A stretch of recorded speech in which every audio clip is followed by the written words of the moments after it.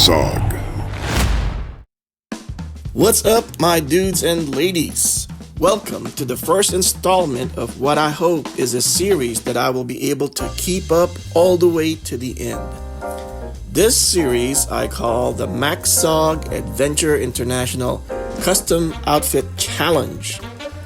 This will be a new series of videos where I do my custom take on each of the Hasbro G.I. Joe outfit sets from 1970 to 1976. On this journey, I will be using what I consider is the best guidebook on the subject. The Collectible G.I. Joe, an official guide to his action-packed world by a super cool cat I've known since the 90s, Derryl De Priest, who's given me his blessing to use this book as reference material. So, if you want to know the order in which I will be making the outfits, you should pick up a copy, if you have not done so, of Daryl's Book. As the title of the video says, we will be starting the series with the first Adventure Team set. So, we turn to page 68, and we see right at the top of the page, the iconic Adventure Team set, Secret Mission to Spy Island. This was a beloved set by millions of kids back in the day. It was originally released near the end of the 60s as part of the Adventures of G.I. Joe series, which was considered part of the painted hair era of G.I. Joe as opposed to the 70s era flocked or fuzzy hair era of G.I. Joe. Unfortunately, I don't have the original Spy Island set. I have less than a handful of the vintage Adventure Team sets. I realized a few years ago that it was a losing battle to go after these sets personally. Finding the pieces in decent condition was too much of a hassle, and I felt that even the decent pieces was deteriorating before my eyes. Case in point is this very set. I had a vintage black turtleneck sweater crumble in my hands as I tried to put it on a figure. A little history about me. I was 10 when I got my first G.I. Joe living in the Philippines. Not many kids at all had toys like that. We were lucky though that my dad worked for KLM Airlines at the time and would often make trips to the US. There were no sprawling shelves of G.I. Joe uniforms, equipments, and vehicles in department stores where I lived. Not like here in the US, like a lot of you guys had during those times. So, at a very young age, I learned how to make what my G.I. Joes needed, crude as they might have been. I guess that explains why I just collect old G.I. Joe figures and make custom stuff for them. Like many of you, it's what I did when I was a kid playing with my action figures. Now let's get right into what you all came to see. One look at the Spy Island set and right away it screams Commando Mission. I say 1950s era like the UDT and OSS teams before they formed the Navy SEALs and Army Special Forces teams. The first version of this set, as you can see, was released with the original Action Marine duck camo jacket and pants. And for the 70s re-release, Hasbro went with a all blacked out turtleneck and pants ensemble, which I think was the better look. And as for this build, we will be assigning this fella. Now, I'm weird in that instead of cataloging my collection using numbers, I thought it would be fun to give them names instead. So, meet Roger Reb Sherman. Like Booney from my Mystery of a Demon's Eye series, Reb here kickstarted my collection back in October 1990. This figure was one of 4 that I bought that day, including Booney. And since the original clothes I made him years ago seems a little worn, I thought it'd be fitting to give him first dibs on a new outfit set. For the challenge, I wanted to make the outfit staying with the blacked out stealthy look, but wanted to keep it from looking too monochromatic. So I went with this almost black charcoal fabric for the jumpsuit, knowing that I would be using straight black nylon fabric for the rest of this rig. I selected a jumpsuit as a more updated change from the turtleneck sweater and black navy style pants. I put a lot of pockets on my version to give it that more tactical / utility look. I really like the look of this heavy weave. One could imagine that the suit has bulletproof qualities that can stop handgun rounds. Hey, if John Wick can have a bulletproof suit, why not G.I. Joe in his jumpsuit, right? I've also decided to replace the knit cap with a gray balaclava, which can be used as a cap if needed. I chose this fabric to also break up the black color scheme a bit. I thought of adding a green beret style ascot, but I went with this soft net scarf / hood instead. Great for breaking your silhouette on those stealthy night missions. And as a final addition to his baseline setup, I added a set of black molded Kung Fu style hands from Cotswold's Elite Brigade line to simulate gloved hands. The classic G.I. Joe style boots are also from Cotswold to keep that Hasbro classic G.I. Joe toy-centric look from back in the day. One of the awesome features of the Spy Island set was his equipment loadout. This guy was out to do work. I mean, check that out. He had an inflatable raft and paddle, which suggests he deployed from a submarine. A plunger-style detonator, a couple sticks of dynamite, a Morse code transmitter, camera, signal lamp, detonator wire, binoculars, and a .45 caliber M3 submachine gun and flare gun. Now, if I was doing this as a prototype for a company, I would make everything, sewn goods to all the parts for injection molding from scratch. But for the purpose of expediency, I'm going to source the hard goods from different manufacturers, which I will identify to the best of my memory. Having said that, let's move on to what I've selected as his equipment loadout for this build. Here is a spread of all the equipment I've selected for this build. We've got a sledgehammer, a pair of heavy bolt cutters, a set of small tools. I love these, by the way. They're from MNC and I got them from Cotswold Collectibles. A couple of explosive bundles with remote detonator, flashbang and smoke grenades, a portable SATCOM radio with my custom flexible wire that I make,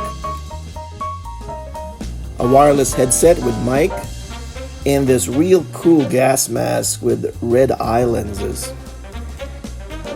and a 6-scale what looks like a Colt King Cobra in .357 Magnum. Now I went with a revolver again to keep it old school. I wanted to keep the loadout to hover around that 80s, 90s era tactical look. Also, the German GSG-9 carried revolvers as part of their tactical anti-terrorist kit back in those days.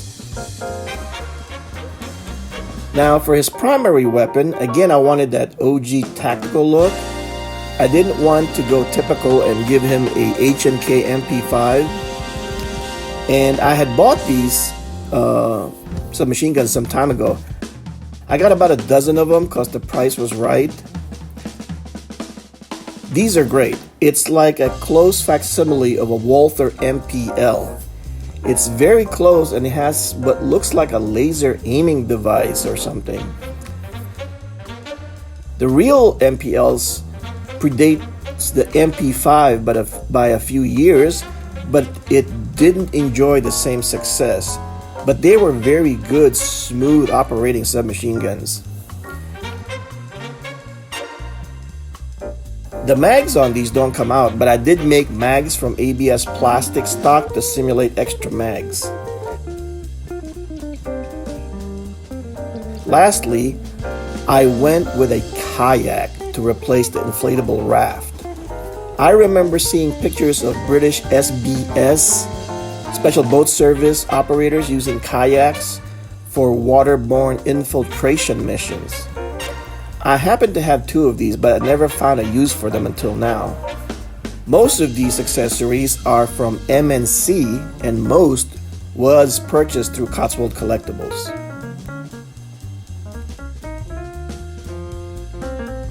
Now, one thing very obvious about the original Spy Island set was the absence of equipment to carry all of his stuff.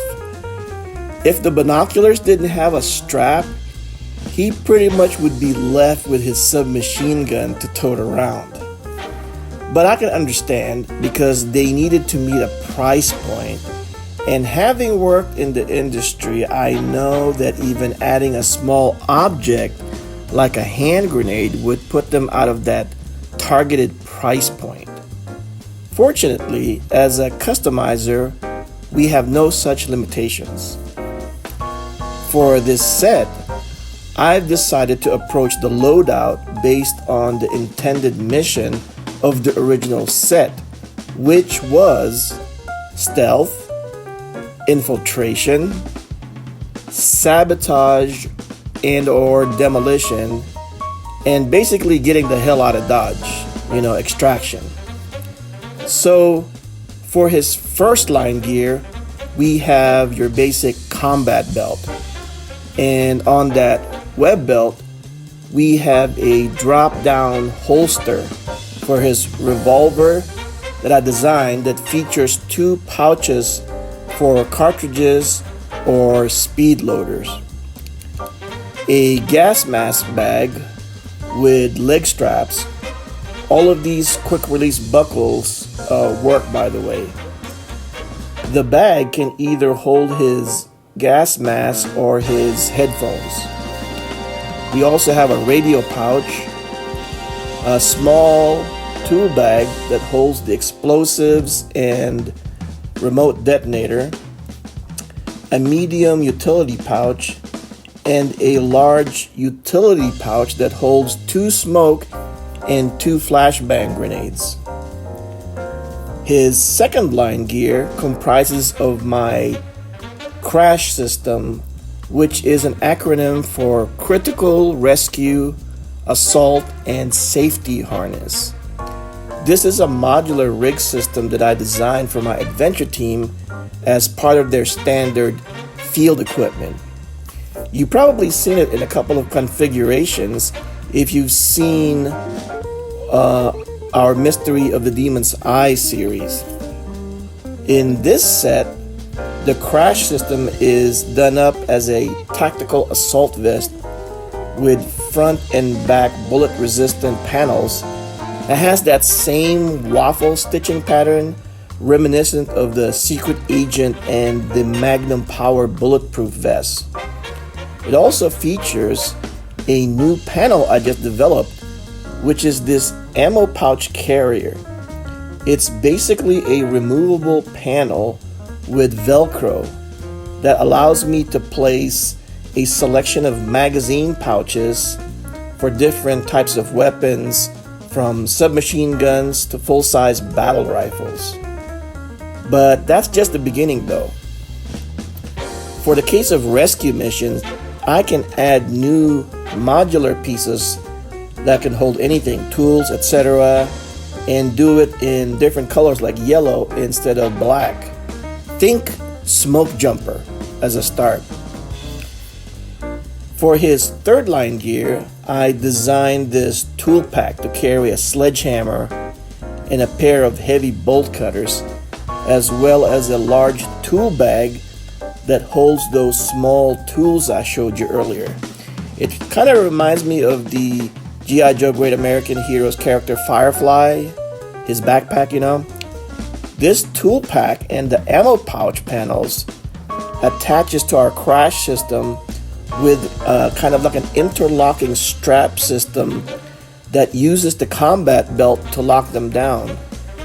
This basically eliminates the need for me to sew those snaps. Now, for the part you've all been waiting for, let's go see this build fully assembled.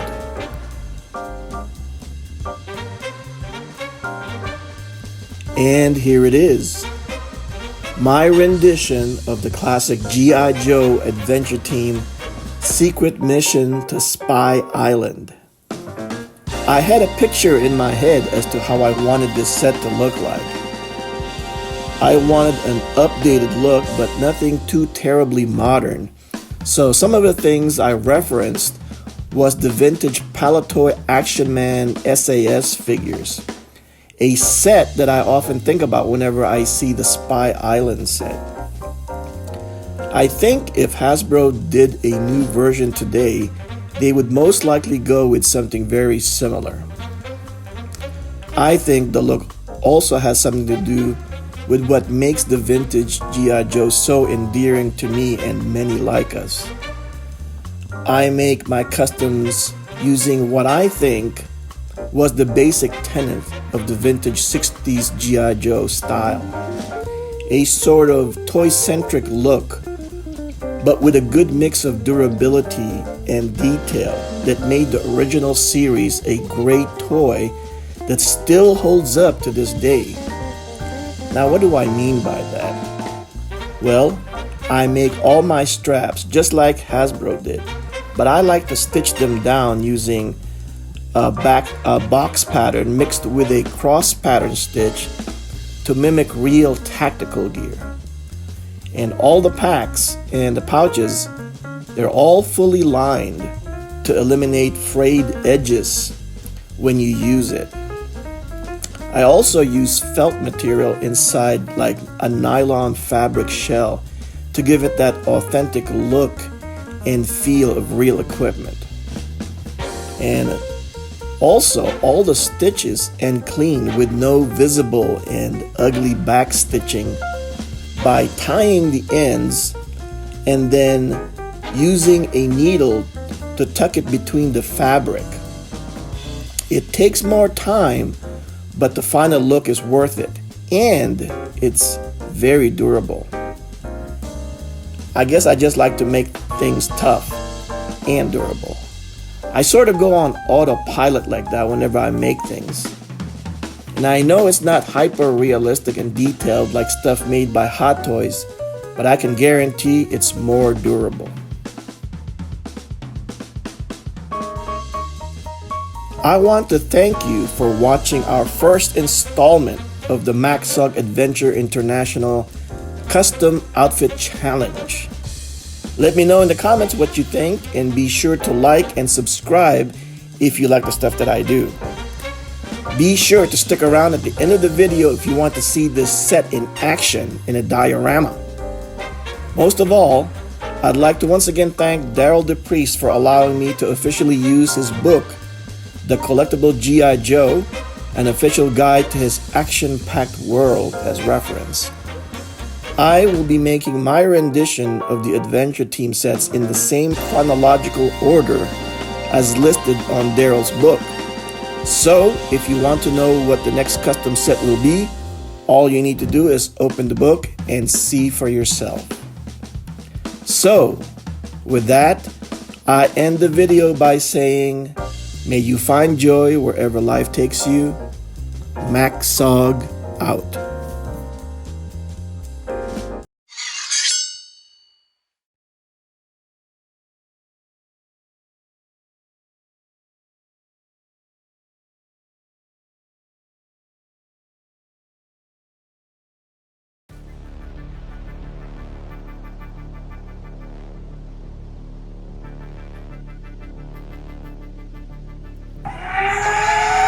Human life form detected. Initiating termination protocol. Disable that protocol until our business with this human is complete. Disabling. termination protocol. Human, are you the access contact known as Agent 81? That's right. Is the shipment to your satisfaction? Yes. The Gorgox are satisfied with the human bodies you supply. They will assimilate perfectly into Gorgon host that will transform to join the mighty Gorgox Legion. We are Gorgox! Hail Gorgox! Yeah, great. Fantastic. High Prime will be expecting payment promptly as agreed. As we speak, Agent 81, Gorgox technology in exchange for human host for transformation. Disgusting humans. They sell their own for material gain, but we need their bodies to make mighty Gorgox. Yes, very disgusting, but Gorgox is supreme. We are Gorgox. Hail Gorgox! Rev to HQ, come in. This is HQ1. Go ahead, Rev. I've just reached the Axis meeting point, and it's with the Gorgox. Axis just sold them the shipment. Wait till you hear what it is. We'll hear all about it on your debrief, Rev. I'm guessing you're about to wrap things up. Yes, sir. I've got the whole place wired to blow. I'm headed to the extraction point now. Copy that, Rev. We'll alert the Argos to meet you at the extraction point. Good luck. Detecting movement 9.14 meters. Agent 81, do you have men on the island? No, I came alone. There is an intruder on the island. Alert all Gorgox. Oh, that's just great.